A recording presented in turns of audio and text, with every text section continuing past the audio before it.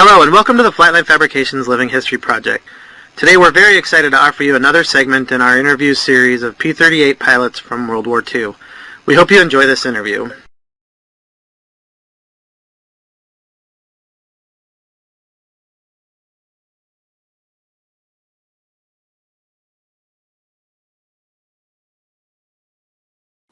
Do you have any interesting stories about the P-38 specifically, either while you were flying one or training or any type of mishaps or anything that you may have? I think that saved my ass many times.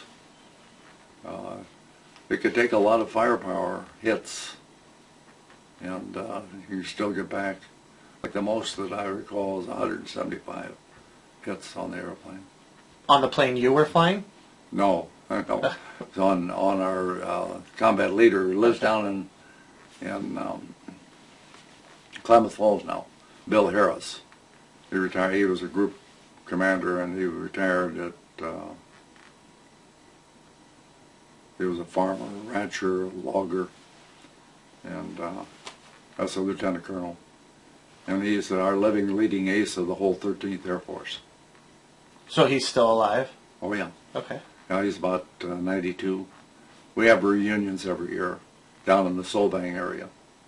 Okay. And Bill has come to all of them. We're getting pretty low on people coming now. Sure, it's starting to be that way.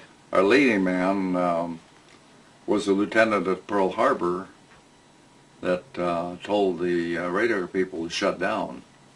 They called him and said they had these blimps. First time he'd just come in from the States, the first time he'd been on duty along with the other Army, Navy, Marines, and he is the Air Force. And he stayed after hours reading over the materials and such, and got the call from the people that had this new stuff called radar. And they said, we got blimps, a lot of blimps coming in. Well, he had read where we have 12 B-17s coming in from Boeing. So he said, what direction? And they said, well, just east of north. He said, well, that's the direction that the 17s are coming in. They didn't tell him they had hundreds of blimps. But he figured, well, lots of blimps, and they got 12 showing up. Well, he called, but before he told them to shut down, he called the Army duty officers a Sunday morning, and they weren't interested, and he couldn't get anyone interested, the general, to be informed, and the same thing happened to Navy.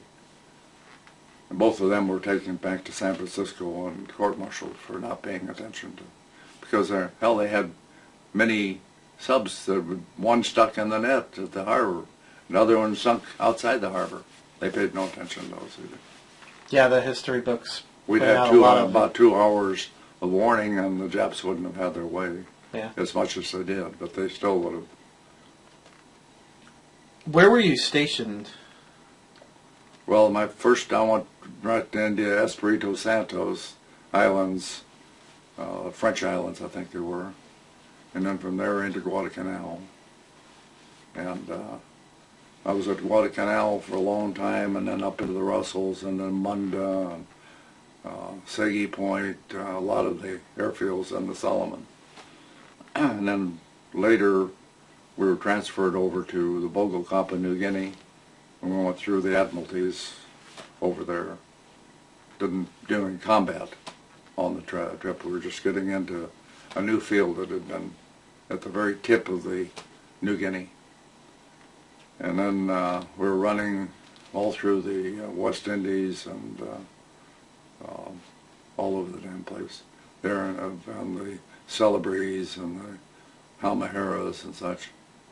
And then when they moved us up to Morotai, which was in the Halmaheras, we just took one airfield at just a perimeter. And the bombers and the fighters both went up there. And then we started flying sweeps up into the Philippines. And the first landings up the Philippines, we were given cover over those, and we were fighting the Japanese airplanes and kamikazes. They started kamikaze attacks there, and battleships and cruisers and everything else.